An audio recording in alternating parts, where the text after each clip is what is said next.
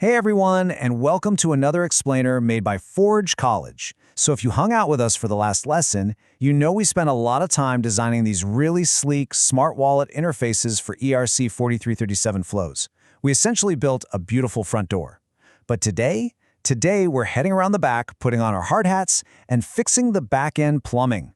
We are diving into real-time event monitoring and alerting on Solana. And to do that, we'll be integrating Helius for advanced data interactions. Now, you might be wondering, why Helius? Well, because Solana moves unbelievably fast, and Helius gives us the superpowers to actually make sense of that blazing speed without our servers literally catching fire. It is basically the ultimate tool for filtering out the noise and extracting the exact blockchain events we actually care about completely in real time. Okay, let's just start with a simple, universal truth here. Drinking from the Solana fire hose without a filter is a historically terrible idea. If you have ever looked at raw blockchain data, you know it is utter chaos. Honestly, it's like trying to read the matrix code while sprinting on a treadmill at maximum speed. Solana processes thousands of transactions every single second. When you plug directly into that, it is a literal flood of state changes, program invocations, and token transfers. So we need to build a data refinery. We need a system that takes those chaotic, raw Helius webhooks and methodically turns them into clean, reliable, and actionable signals, all without washing our entire backend infrastructure away in the process. All right, here are the engineering schematics for our data assembly line today. 1. Taming the fire hose. 2. Parsing and enriching. 3. Smart alerts and debouncing. 4. Safe automated responses. 5. Handling extreme load. And 6. Wrap-up and next steps. Let's jump right into Station 1, taming the fire hose. So picture a single webhook payload taking a fascinating 4-step journey down our assembly line. It arrives entirely raw at the loading dock, just a massive jumble of cryptographic data fresh off the blockchain. Step 1, we parse it. This basically means we sift through all the noise to grab only the very specific pieces of data we actually care about, like the amount sent or the addresses involved. Step 2, we enrich it. We add vital context so that a human being can actually understand what just happened. Step 3, we check if it triggers an alert based on the rules we've defined. Does this event require our immediate attention? And finally, Step 4, we act on it safely, passing that process signal along to our operational systems. It's a highly efficient 4-step journey from a totally useless, overwhelming string of numbers straight to a powerful, precise operational signal that your business can actually use.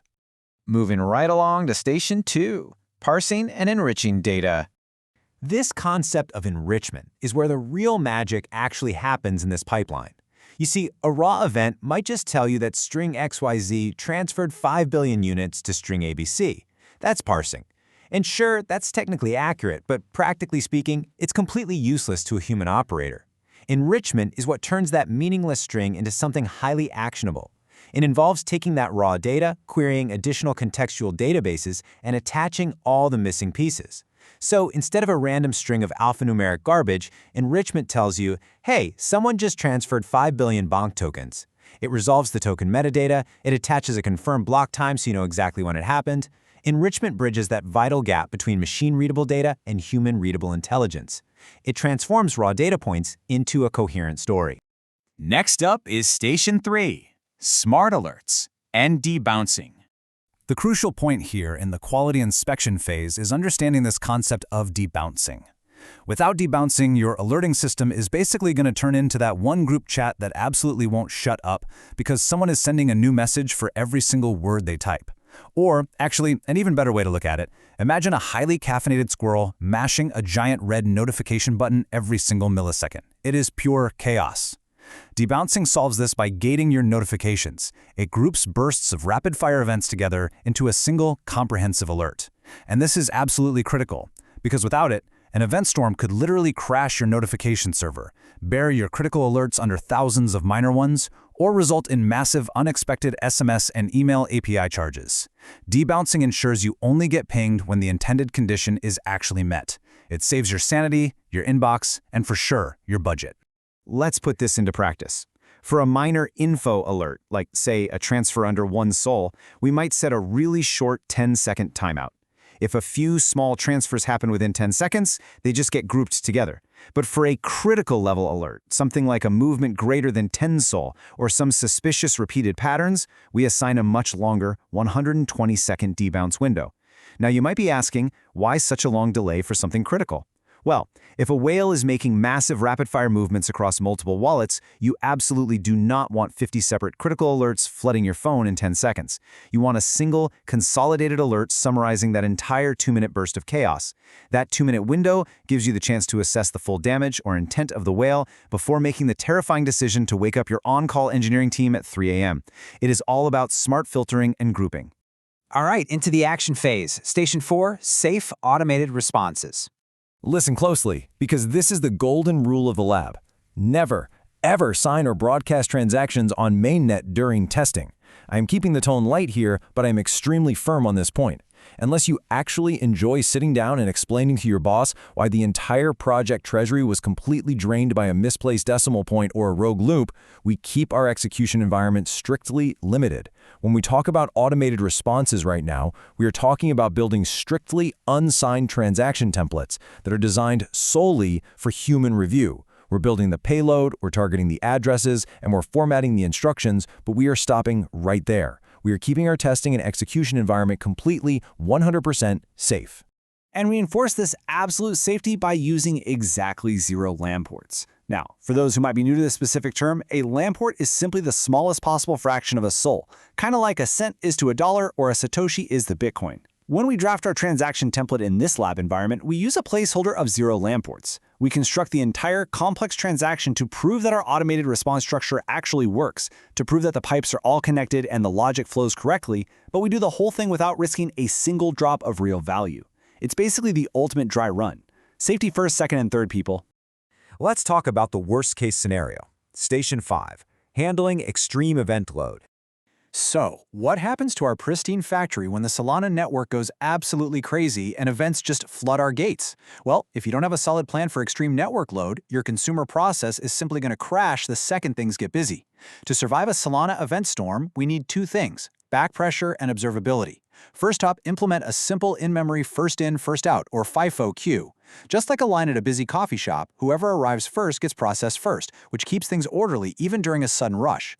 Second, set strict concurrency limits so you don't overwhelm your processor. Third, constantly track your processing latency. Fourth, monitor your queue length closely. And fifth, count the alerts you fire. This simple, orderly queue is what keeps your system from melting down into a puddle of digital slag, while those precise metrics give you a super clear dashboard to watch the storm safely from the comfort of your control room.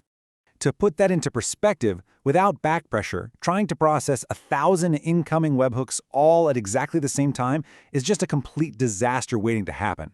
It's a burst pipe in your basement. Your handlers get totally overwhelmed, the system crashes, and precious critical events are permanently dropped and lost into the void.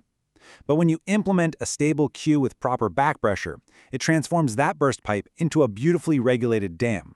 The flood of events is gracefully delayed, they get stored securely in the queue, and then they're processed at a steady, manageable rate dictated by your system's actual capacity. The system remains completely stable, the processor doesn't overheat, and most importantly, not a single piece of data is lost. And that brings us to Station 6, wrap-up and next steps. Let's close up the factory for the day and look at what we accomplished. We took chaotic, high-speed Helios webhooks and methodically turned them into disciplined, highly operational signals. We successfully parsed and enriched those raw payloads with real human-readable context. We built smart, threshold-based alerts using debouncing so we don't spam ourselves to death or rack up giant API bills. We drafted completely safe, unsigned, reviewable transaction templates using 0 LAN ports. And finally, we added queuing for backpressure to ensure we can actually survive massive network storms. Just remember, exactly like a real engineer double-checking a complex architectural blueprint, you always want to rigorously test your payload parsing and debounce thresholds before taking off the training wheels and moving anywhere near a live, funded environment. Which leaves us with one final, kind of provocative question. So your assembly line is built, but how fast is it really running? You've got the observability hooks firmly in place, you are measuring your queue lengths, and you are tracking your latency. Well, in our next lesson, we are going to take those exact metrics and use them to deeply profile and optimize your Solana programs, hunting down and completely eliminating those hidden bottlenecks. Until then, I highly encourage you to visit forge.college to learn more about this subject and explore all the other amazing Web3 topics we have. This explainer was made by Forge College. Thanks so much for joining me on the assembly line today, and keep on building.